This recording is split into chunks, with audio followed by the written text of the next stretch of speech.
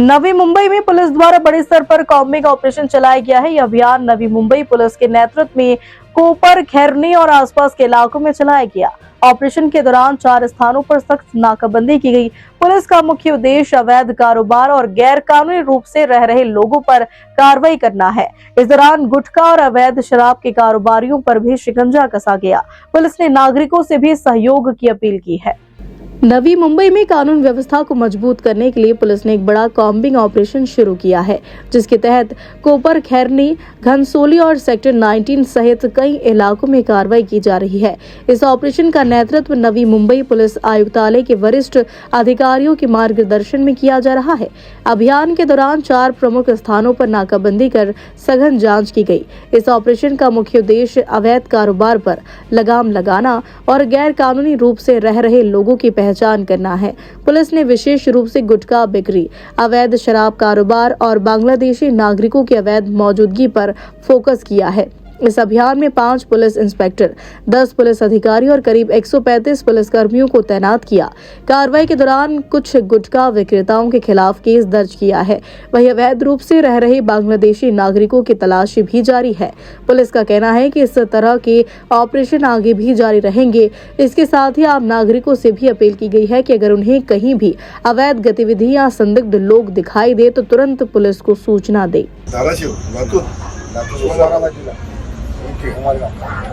Mobile बहुत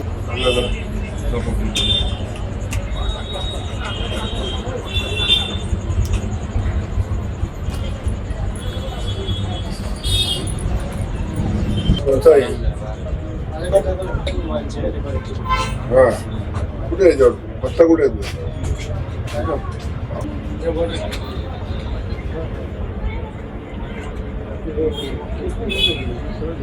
काही Bangladeshi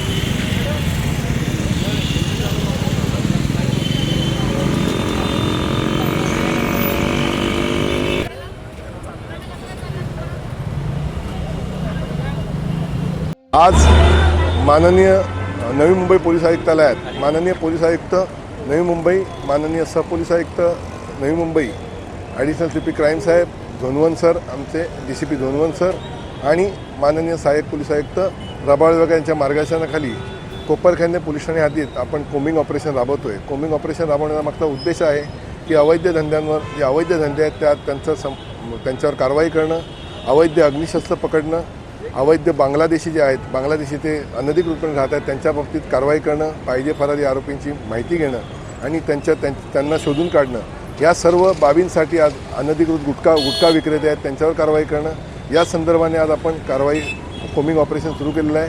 combing operation दरम्यान आपण घनसोली परिसर, गोनकोडे आणि सेक्टर 19चा परिसर इथे आपण कोम्बिंग ऑपरेशन करणार आहोत। 4 ठिकाणी आपण नाकाबंदीचं आयोजित केलेलं आहे।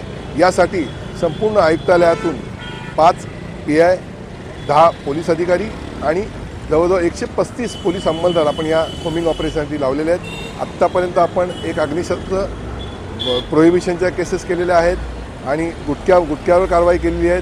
पाहिजे फरारी आरोपींचा शोध घेण्याचं काम आपल्याकडे सुरू आहे आणि अशा प्रकारे कोम्बिंग ऑपरेशन अतिशय प्रभावीपणे राबवलं जात आहे की तुम्ही सुद्धा गणवेशातले जसे आम्ही पोलीस आहोत तसे तुम्ही साध्या वेशातले पोलीस आहात, तर तुमच्या निदर्शनास कुठलीही अनधिकृत एखादी गोष्ट किंवा अवैध एखादी गोष्ट नजर झाली तर तात्काळ पोलिसांना सांगा की जेणेकरून कारवाई करता येईल।